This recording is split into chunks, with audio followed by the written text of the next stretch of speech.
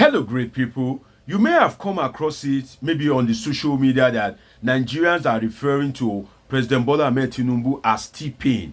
And you are wondering, why are they referring to Bola Tinubu as TPain? Is it justified for you to add pain to the first letter of the name of your president? This is where I'm going to analyze it for you and break it all down for you. If you are yet to subscribe, make sure you subscribe to this channel. Why? Now, why is Nigerians calling President Bola Tinubu TPain? First, to start with, who is TPain? There is a real TPain, that an artist, an American songwriter, producer, performing artist whose name is TPain. Some of you that you are a bit old would have heard of that name, TPain.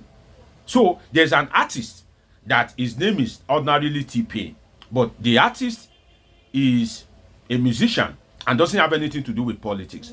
But in this case, why are they calling Tinubu TPain? The reason is because the government of Bola Tinubu has brought more than enough pain to Nigeria than all the government in Nigeria since 1960 to date. No government has ever brought the kind of pain that President Bola Tinubu's government have brought upon Nigerians. And that is why people have now said, oh, I think you are not qualified as Jagaban. You should be called TPain, or we should add TPain to your name. Now, what is the meaning of TPain? TPain is another word for hardship. TPain is another word for hardship. You know, people came up with the word hardship and it went viral. People came up with the statement "ebing power," which means we are hungry, and it went viral. The reigning thing now is TPain, which is Tinubu's pain. And Tinubu's pain is hitting so hard. How is it hitting hard? And why has Nigerians choosing to christen the president TPain? Number one, the policies of government. I have articulated 5 reasons why Nigerians have chosen to name Bola Tinubu TPain. Number one is the removal of fuel subsidy. Dear Nigerians, since 1960 till date, fuel has, since 1960 till May 29, 2023, successive government have managed to keep the price of petroleum products at 185, less than 200 naira. Bola Tinubu, within less than 1.5 years in office, has increased the price of petroleum product by over 430%. Over 430%, while minimum wage has only been increased from 30,000 naira to 70,000 naira, a little over 100%. And the problem is that even with this increment, there are some people that are yet to receive that 70,000 because some states are yet to pay. Even when 30,000 was on, there are some states that are not even paying up to 30,000 naira. So imagine the level of hardship for the people in those kind of states. You can imagine. So one of the reasons that they are calling Tinubu TPain is because he has not been able to provide enough succor to cushion the effect of the removal of fuel subsidy. Another reason is that Bola Tinubu has borrowed so much money from the Bretton Woods institution, the World Bank, the IMF. In fact, anywhere there's free money, Nigerian government, successive Nigerian government, not only Tinubu alone, you see Nigerian government there with its begging bowl. So the Tinubu government have removed fuel subsidy, which means that government is earning more money. You said, oh, I don't want to subsidize this thing again. I don't have the money. And you are no longer subsidizing it again. That means you are earning more money. But despite earning more money, you are even borrowing more.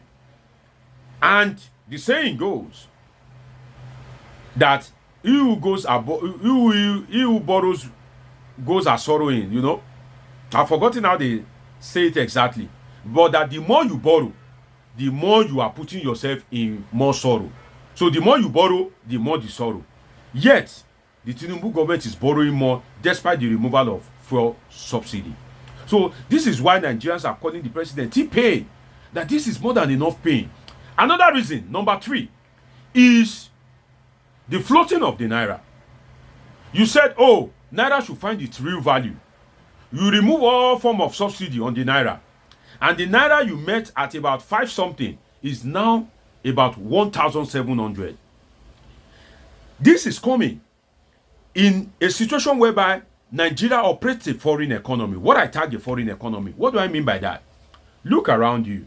Just look around you right now.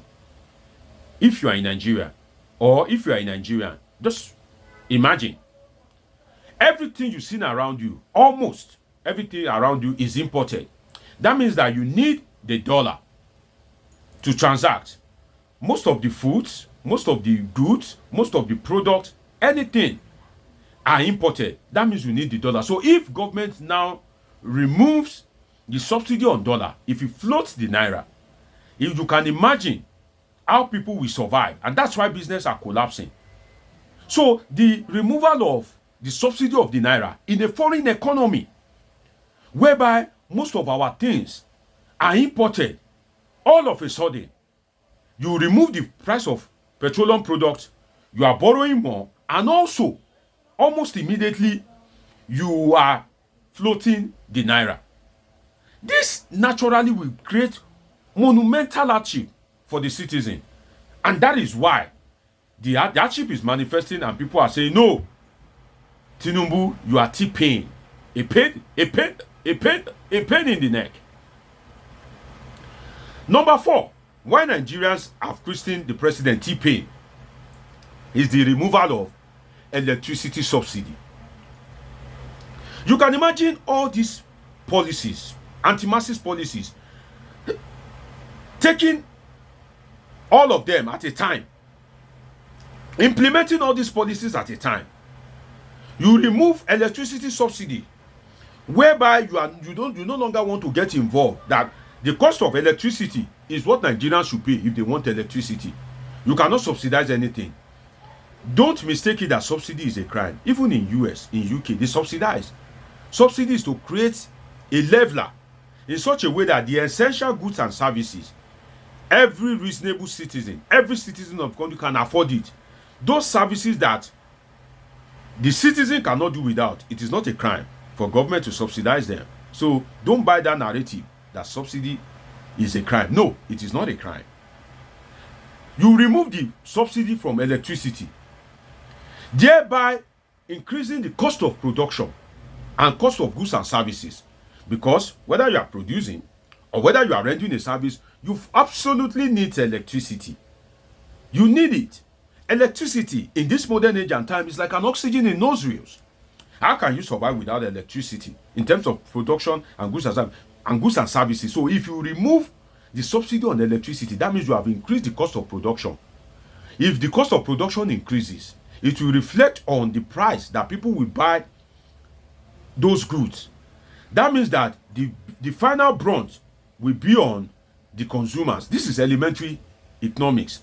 So this has led to increasing cost of goods and services across the country. And that's why the people are saying, Mr. President, why?